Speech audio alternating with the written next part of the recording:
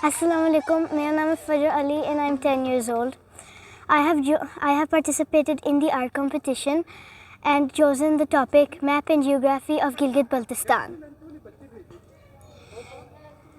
As you can see, I have drawn the whole map of Gilgit-Baltistan, which is the 5th province of Pakistan, located right here up on the north of Pakistan.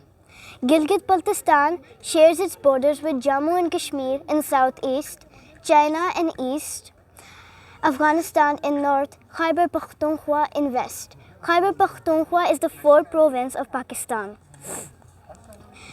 Gilgit-Baltistan is the most beautiful and high mountain area. Gilgit-Baltistan's capital city is Gilgit. Here are the 3 famous places in Gilgit-Baltistan: Hunza, Gilgit and Skardu. Hopefully you guys can visit the most beautiful and breathtaking view of Gilgit-Baltistan. Allah Hafiz.